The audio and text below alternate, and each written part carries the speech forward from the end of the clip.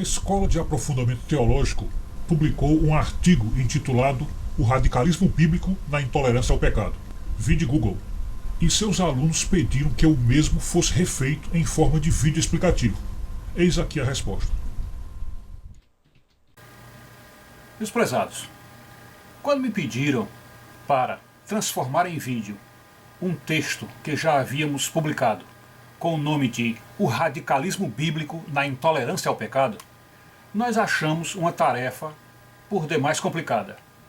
Porque uma coisa é você escrever sobre um texto, sobretudo quando você percebe a inspiração boa, benfazeja, que vem nos inspirar e nos fazer produzir o texto. Então, quando a coisa vem, é como quem faz poesia. Quando chega a inspiração da poesia, é aquele momento exato, é aquele instante histórico que tem que ser utilizado para se colocar no papel a ideia que lhe chegou. Então, de fato, nós não estamos naquele momento exato, porém, o mundo tem mostrado que aquilo que foi dito naquele texto está tão atual, tão presente, que eu achei por bem que poderia fazer o vídeo sobre aquele texto. Então, para não perder as ideias, porque o artigo é muito concatenado, todas as frases têm uma relação com outra, todas elas com citações bíblicas, então para que nós não percamos o encadeamento, o raciocínio lógico e a coerência interna do texto, eu vou ler para vocês ao mesmo tempo em que eu vou comentando. Então observemos aqui o que foi dito e nós vamos ler fazendo um resumo e ao mesmo tempo, se possível, comentando alguma coisa. Então observem. A Bíblia Sagrada é extremamente intolerante em relação ao pecado. E isto se vê a partir do momento em que a regra máxima, a regra básica, é aquela do amar ao pecador e odiar o pecado. Quer dizer, a Escritura não deixa por menos a questão da convivência com o pecado. Ela pede que nós tenhamos o pior dos sentimentos em relação àquilo. Isto é, se pede para que nós odiemos ao pecado, significa dizer que ela pede o pior sentimento humano para rechaçar, rejeitar a errância, que eu chamo de errância humana, ou a concupiscência, enfim, a pecaminosidade do ser humano. Então, a Escritura vai dizendo coisas acerca da errância humana que realmente são coisas assim espantosas. E em primeiro lugar, eu vou mostrar para vocês que lá na carta aos Hebreus, isso apareceu no texto logo no começo, então lá na carta aos Hebreus, no capítulo 6, versículos de 4 a 6, a Escritura Sagrada diz que pelo mínimo erro que cometemos no dia a dia, e cada um dos erros que cometemos está levando Cristo de novo à cruz. Isto é, estamos fazendo Deus experimentar a via crucis inteira e o sofrimento da morte, com cada pecado nosso. Imagina o que é você saber que cada erro seu está fazendo o inocente de novo para a cruz, aquele que morreu por você, e você, portanto, está se juntando à culpa de todos aqueles que maltrataram Cristo com seu pecado. Vejam que grau de intolerância, de exacerbação, veja como a coisa é contundente, é hiperbólica. Então não há conversação nenhuma que dê na Bíblia condescendência ao pecado. Mas vamos em frente. Aqui está dizendo também numa parte do texto que diz que ela parece mais contundente, essa intolerância ao pecado, quando a Bíblia fala dessa constante errância, até pelo desconhecimento da própria Bíblia. É lá no texto de Marcos 12, 24, quando aquele famoso texto entre os cristãos que diz que nós erramos por não conhecer as Escrituras. Então isso mostra o que? Também na intolerância da Bíblia ao pecado, é que se nós não conhecemos as Escrituras, o nosso destino o que é? É o pecado. Então não conhecer as Escrituras já é o estopim e a alavanca para se cometer pecados. Então ela é intolerante até nesta ordenança de que você precisa conhecer a Escritura para evitar o pecado. Mas vamos em frente. No Salmo 39,5, tem um texto que sempre que eu leio esse texto, eu me lembro bastante das aulas de teologia que eu tive sobretudo aquelas aulas das escolas bíblicas dominicais, quando eu ouvi claramente o pastor dizer assim, nós inclusive cantávamos um hino. O hino dizia: firme, firme, firme nas promessas de Jesus, meu mestre. Então tinha esse hino, e o Salmo 39,5, quando eu li esse salmo dentro da tradução de João Ferreira de Almeida, de 1969, da Sociedade Bíblica do Brasil, e vi que lá está escrito, diz assim: quem há que possa discernir as próprias faltas? Quem há que possa discernir as próprias faltas? Isto é, mostrando que nós não conhecemos nada do que está dentro de nós. E no Salmo 39,5 diz assim: na verdade, todo homem, por mais firme que esteja, é pura vaidade. Então, o hino mandava nós cantarmos dizendo: firme, firme nas promessas de Jesus. E ele diz: o homem, por mais firme que esteja, é pura vaidade. Veja a abrangência do pecado como vai longe. E no último, em Provérbios 29, Salomão, isso, o último dentro desse parágrafo, Salomão faz a pergunta: purifiquei o meu coração. Aliás, quem pode dizer: purifiquei o meu coração, limpa estou do meu pecado? Então Salomão mandava nós olharmos para dentro de nós e perguntar: quem pode dizer: limpa estou do meu pecado? Então veja cada passagem bíblica como é forte. Depois, um momento ainda muito problemático é que as pessoas sempre, quando falam de Jesus, do amor de Deus, da misericórdia, do perdão, etc., que geralmente o argumento contra essa questão da intolerância bíblica ao pecado é a questão de dizer: não, a misericórdia é muito grande, o perdão de Deus é muito grande, e com um infinito coração é muito fácil para Deus nos perdoar. Olhe bem o que foi que Jesus disse na ocasião em que mandaram descer aquele aleijado por cima do teto, abriram um buraco no teto e mandaram o aleijado descer no meio deles. E aí ele perguntou claramente: olha, era um aleijado, um homem que tinha as pernas paralíticas, as pernas, vamos dizer assim, deficientes ou quebradas, digamos assim, para usar uma expressão mais popular, e portanto dificílimo fazer o reparo daqueles ossos quebrados. E aí, diante deste milagre difícil, Jesus perguntou: o que pensais que é mais fácil dizer? Vai, pega teu leite e anda, ou perdoados estão os teus pecados? Então Jesus disse o quê? Que para ele era muito mais fácil dizer para o homem: vai, toma o teu leite e anda, isto é, sai curado daqui, do que dizer: perdoados estão os teus pecados. Isso para mostrar a dificuldade de Deus em perdoar pecados. Lá no terceiro parágrafo, que está falando de Mateus 12,36, a intolerância bíblica chega ao ponto de entrar até nas nossas palavras. Diz: pois de toda palavra frívola que os homens proferirem, hão de dar conta no dia do juízo. Observe bem: de toda palavra frívola. Uma palavra frívola é aquela palavra solta, levianamente, sem compromisso. Então, dessas palavras frívolas, nós daremos conta no dia do juízo. Observe bem como a coisa é aguda.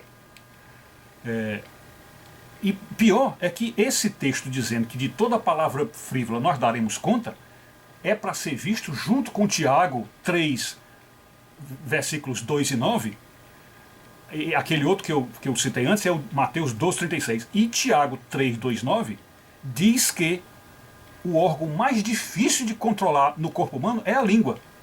Então, se o próprio Tiago reconhece que a língua é o mais difícil de controlar, então imagina o que é você saber que um mínimo deslize, ou seja, uma palavra frívola, vai lhe levar ao juízo.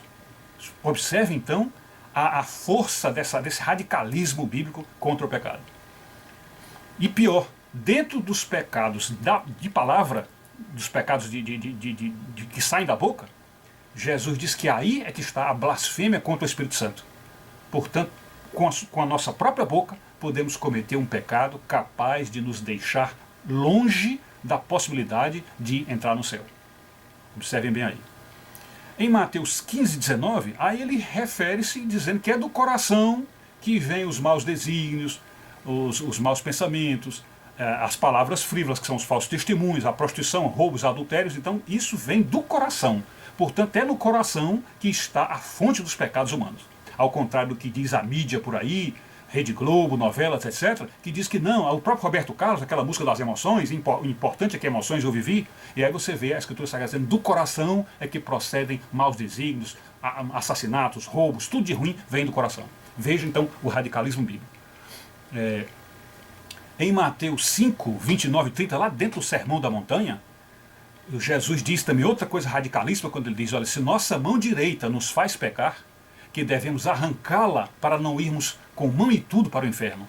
E se nosso olho direito nos faz pecar, que devemos arrancá-lo para não ir com olho e tudo para o inferno. Veja que coisa radical, que coisa intolerante, que coisa definitiva, conclusiva. Então Jesus não deixa por menos, a Bíblia Sagrada não deixa por menos, não dá um segundo de folga a favor do pecado. Em Judas 23, a coisa se torna tão assintosa, tão visceralmente contra o pecado, que Judas diz assim, que nós devemos detestar até a roupa contaminada pela carne. Até a roupa contaminada pela carne. Então, se você precisa detestar até aquilo que foi sujo pelo pecado, que a sua roupa se sujou com o pecado, como se pode pensar aqui, uma roupa onde aparece lá o esperma de alguém, ou então uma roupa onde um assassino deixou cair o sangue da pessoa que ele morreu, às vezes até o sangue dele mesmo. Então afaste até dessa roupa, fuja até disso, até das coisas que podem ter tido, o pecado pode ter passado por ali, fuja disso, esteja longe disso. Aí também Paulo dá uma cacetada, amplia com muito mais força isso, quando ele lá em 1 Tessalonicenses 5:22, ele diz, afastai-vos até da aparência do mal. Afastai-vos até da aparência do mal. Então observe bem o que significa você ser chamado por Deus a se afastar até da aparência do mal. Olha, a aparência do mal, pense bem, que às vezes na aparência pode se esconder uma coisa boa. E a Bíblia diz que você deve fugir até da aparência do mal. Portanto, imagine que se você, por exemplo, está numa pracinha conversando e rindo desbragadamente com os amigos, isso aí pode dar a impressão de que se trata de um bando de marginais ou de bandidos. Então, como pode dar essa impressão, portanto, parece o mal, você já deve se afastar disso. Observe então como o radicalismo bíblico é impressionante. Em Mateus 5:28, Jesus faz também aquela sentença que acentua ainda mais o pecado, quando ele diz, ouvistes falar de adultério? Eu, porém, vos digo, aquele que olhar, que apenas olhar com intenção impura para uma mulher, já adulterou com ela. Então Jesus pega aquele não adulterarás, que já é uma sentença dura, porque já impede completamente qualquer pecado, qualquer adultério, aquilo que até a igreja chama de não pecar contra a castidade, impede tudo o que tem relação com a carne. Aí Jesus disse, aquele que olhar com intenção impura com a mulher, já adulterou com ela. Então é de uma intolerância impressionante. Estou fazendo questão de frisar isso para vocês, porque de um modo geral o que a gente vê por aí, na internet, nos vídeos, etc., são coisas meio piegas, videozinhos de pregações que são condescendentes e deixam a coisa passar em branco, etc. E nós estamos mostrando de fato a realidade bíblica é esta. O que você vai encontrar no texto bíblico é isto. E nós então pegamos diversas, centenas de passagens, dezenas de passagens, para mostrar que é isso que está dentro da Escritura Sagrada, e não apenas um texto só, que eles podiam nos acusar de dizer, não, você está usando a letra mata, mas o Espírito vivifica, você está usando a letra contra o Espírito. Não, o Espírito bíblico todinho é este, a intolerância completa ao pecado, que está contido naquele exemplo dado no princípio, que é amar o pecador e odiar o pecado. Está contido dentro deste princípio aí. Vamos ver mais ainda alguma coisa aqui que nós colocamos no texto, que diz assim, lá em João, a segunda epístola de João, versículos 10 e 11, João diz assim, ele ordenou que nós não recebêssemos em casa e nem sequer dessemos boas-vindas a quem viesse à nossa casa e não trouxesse exatamente a mesma doutrina que ele, ou a mesma doutrina dos apóstolos. Então a intolerância é de tal modo que diz que nós não recebamos em casa e nem sequer demos boas-vindas a quem vier à nossa casa trazendo doutrina diferente da dos apóstolos. Isso aí me faz lembrar muito aquele pessoal que bate na porta da gente como os testemunhos de Jeová e que vem ensinar um evangelho falsificado para nós, e aí a Escritura diz, nem o recebamos e nem sequer lhe demos boas-vindas. Então isso é de um radicalismo, é de uma intolerância completa. E aí no final diz, o Dr. C.S. Lewis, que é o patrono da nossa escola, o nosso mestre emérito, diz que também não deixou por menos. E creio até que radicalizou e apertou ainda mais o nó nesta questão, quando numa ocasião, após uma última batalha, contou que Aslan, Deus, nos livros de Nárnia, recebeu no paraíso anões pecadores e lhes perdoou de tudo. Mas aos tais anões o perdão de nada adiantou, pois eles, embora já assentados no paraíso, mantiveram-se obstinados em seus pecados, provando que todos os alertas bíblicos para o perigo das trevas são urgentes, necessários e absolutamente indispensáveis. Pois quando o pecado vira vício, o vício cega irreversivelmente a alma e esta caminha sonambulamente para a perdição e pior, achando bom a liberdade de perder-se. Então, dentro do último livro da série das Crônicas de Nárnia, Lewis mostra aquela cena magistral, terrível, dos anões já salvos, entre aspas, que já estão no paraíso, mas não salvos deles, salvos dentro deles, não. Salvos no ambiente que estão já no paraíso, mas perdidos dentro de si próprio. E Deus sem poder fazer absolutamente nada, porque Deus não pode invadir, Deus não invade o coração de ninguém para botar o bem. A pessoa precisa se auto-regenerar. A pessoa tem que fazer a correção, e evidentemente com a ajuda de Deus, mas a pessoa tem que procurar querer ter essa boa vontade de querer se corrigir. E vejamos aqui, diz assim no final, se a Escritura disse que passará o céu e a terra, passarão o céu e a terra, mas as Escrituras não passarão, e se Jesus diz que se alguém violar um desses meus mandamentos, por mais pequenino que seja, que está em Mateus 5, 18, 20, e se o Senhor diz que temos que ser santos como Deus é santo, ou pior, perfeitos como Deus é perfeito, então, se temos isso dentro da Escritura Sagrada, o próprio Cristo dizendo no Sermão da Montanha que precisamos ser santos como Deus é santo, e no outra passagem precisamos ser perfeitos como o Pai do céu é perfeito, então daí dá para vocês tirarem conclusão sobre de fato esta questão que é o que o texto aborda. O quão radical e intolerante é a Escritura Sagrada contra o pecado. E isto prova que ela é feita, foi escrita e inspirada por um Deus absolutamente santo, justo e perfeito, que não tolerará em hipótese alguma a mínima mancha de pecado dentro do paraíso. E para lá então só irão aqueles que estiverem 100% santificados, e foi isso que disse o autor da carta aos Hebreus, quando ele disse: sem santificação ninguém verá o Senhor. É isso.